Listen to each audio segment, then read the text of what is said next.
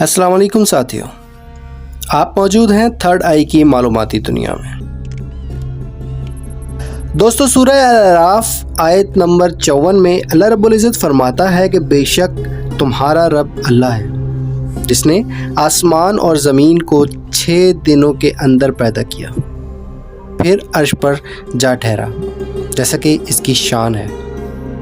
वही रात को दिन पर लपेटता है कि वो उसी के पीछे दौड़ा चला आता है, और उसी ने सूरज और चांद सितारों को पैदा किया और सब उसी के हुक्म पर काम पर लगे हैं। सब मखलूक इसी की है और हुक्म भी।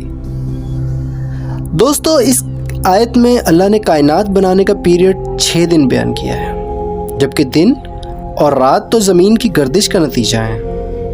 तो जब ज़मीन मौजूद ही नहीं थी तो दिन का जिक्र क्यों?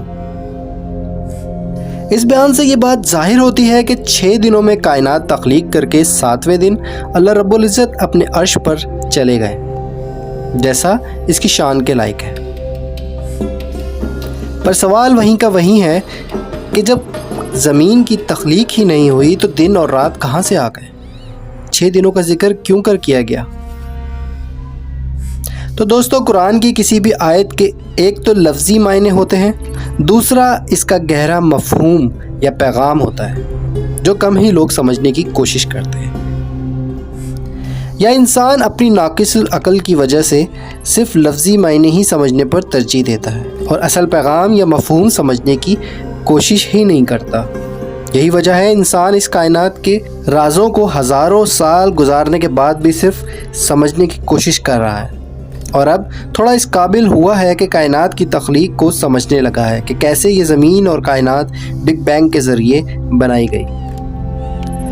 ज़रा गौर करें दोस्तों, कुरान पाक में जहाँ भी कायनात की तख्लीक का जिक्र है, वहाँ आसमान और ज़मीन की तख्लीक के साथ माबैनहुम यानी इनके दरमियान की तख्लीक का भी जिक्र है, यानी कायनात का बनना और इनके दरमियान तख्लीकात का बनना अलग मरहला है। पर अल्लाह पाक सिर्फ ये भी फरमा सकते थे कि हमने 6 दिन में पूरी कायनात बना दी।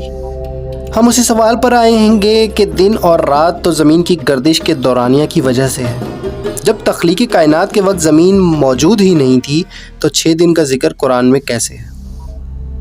दोस्तों, कुरान पाक में 6 दिनों के लिए हर मुकाम पर लफ्ज़ यौम इस्तेमाल हुआ है, जिसका लफ्ज़ी मायनी तो हमने दिन समझ लिया है, मगर इसका असल मफ़हूम समझना बहुत ज़रूरी है। फ़र्ज़ करें आप 60 साल की ज़िंदगी गुजार कर अपनी तमाम ज़िंदगी को ऐसे बयान करते हैं कि एक रोज़ था जब मैं बचपन में खेला करता था, और वो दिन भी गुज़र गया जब मैं जवानी के शुबाब में गुम शब रोज़ एंजॉय कर रहा था, और एक आज का दिन है जब मैं बुढ़ापे में कमज़ोर होकर यहाँ बैठा हूँ। अब इस फ़िक्रे में लफ्ज़ी तौर पर पूरी 60 साल की ज़िंदगी का जिक्र सिर्फ़ 3 दिनों में किया गया है, जबकि इसका मफ़हूम बयान किया जाए तो सब्जेक्ट इसमें अपनी ज़िंदगी के 3 एतवार बता रहा है। इस तरह मुहावरतन कहा जाता है कि ज़िंदगी 4 दिन की है, तो क्या इसका मतलब 24 घंटे वाले दिन रात हैं? बिल्कुल नहीं। इसका मतलब भी ज़िंदगी के 4 एतवार को यानी बचपन, जवानी, उधेड़ उम्री और बुढ़ापे को यौम में बयान करना है। दोस्तों, अरबी ज़बान में यौम बिलखसूस दिन के लिए नहीं बल्कि एक दौरानिया या पीरियड के लिए इस्तेमाल होता है, चाहे वो एक दिन या महीना या साल का हो या कई मिलियन साल का हो। दोस्तों, जैसा कि अपनी पहली वीडियोज़ में मैं बता चुका हूँ, कुरान पाक आम अल्फाज वाली किताब नहीं है, बल्कि इसके हर लफ्ज़ अपने अंदर गहरे मफ़हूम समाये हुए हैं। यौम का जिक्र एतवार में किया गया है। मैं अपनी इस बात को मज़ीद मजबूत करने के लिए आपको बताता चलूँ कि हदीस में बयान है कि दज्जाल दुनिया में 40 यौम क़याम करेगा, जिसमें एक यौम 1 साल के बराबर होगा, दूसरा 1 महीने के बराबर, तीसरा 1 हफ्ते के बराबर, और बाकी 37 यौम नॉर्मल दिनों की तरह होंगे। दोस्तों, अपनी इस बात को कुरान पाक की आयत से मैं मज़ीद मजबूत करता हूँ, जैसा कि कुरान पाक में क़यामत के दौर को यौमुल क़ियामा कहा गया है।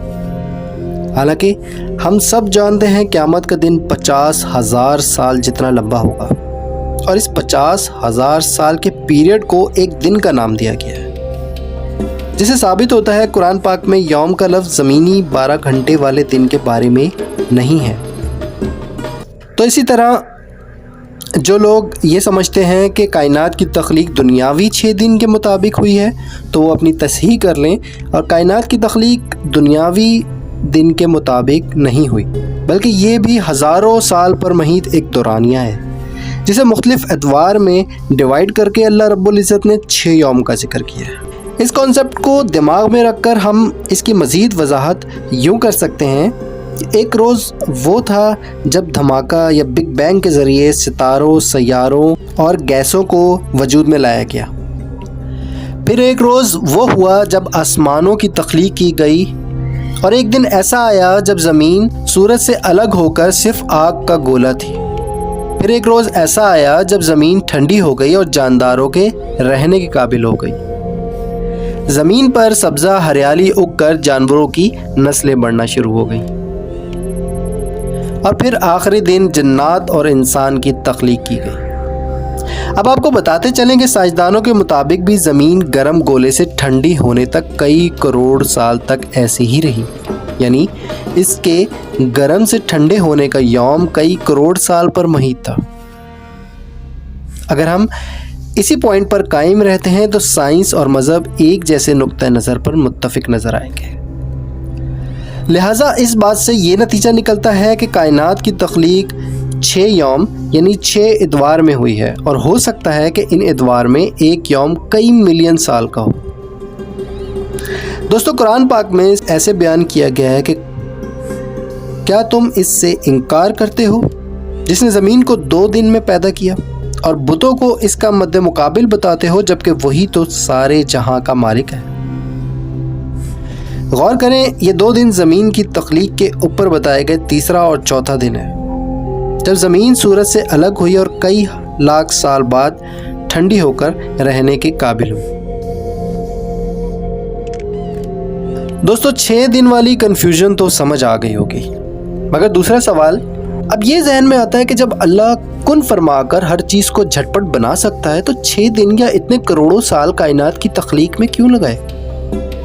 یعنی اللہ ہر کام کن فیکون کے ذریعے کر سکتا ہے تو اتنا لمبا پروسیجر کیوں؟ تو دوستو، آپ یعنی انسان 9 مہینے بعد کیوں پیدا ہوتا ہے؟ اس لیے کہ اللہ قرآن میں بار بار فرماتا ہے کہ اے انسان تحقیق کرو، میں نے تمہیں نطفے سے ایک انسان بنا دیا۔ اس میں نشانیاں ہیں عقل والوں کے لیے۔ بارہا انسان کو اللہ ترغیب دے رہا ہے کہ تحقیق کرو۔ اللہ نے ہر چیز کی تخلیق بنا لاجک کے نہیں بلکہ اس کے پیچھے لاجیکل ایویڈنس چھوڑے ہیں۔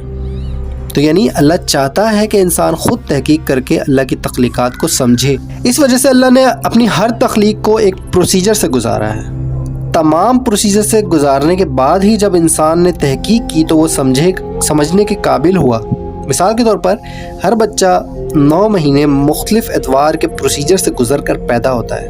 اس تمام پروسیجر پر تحقیق کر کے ہی آج انسان نطفے سے بچے کی پیدائش تک سب جان چکا ہے، ورنہ اگر سب کن سے فوراً ہو چکا ہوتا تو انسان یہ سب راز شاید کبھی نہ جان سکتا، جبکہ اللہ خود چاہتا ہے کہ انسان تحقیق کر کے جانے کہ کیسے اس کے رب نے یہ تخلیقات کی ہیں، کیسے اتنی پیچیدہ چیزیں بنائی ہیں، تاکہ وہ اپنے رب کی تعریف کریں، اور بے شک وہ تعریف کے قابل ہے، اور غور و فکر کر کے اپنے خالق تک پہنچے کہ ہاں واقعی کوئی ہے جو یہ سب اتنا پرفیکٹ کر رہا ہے۔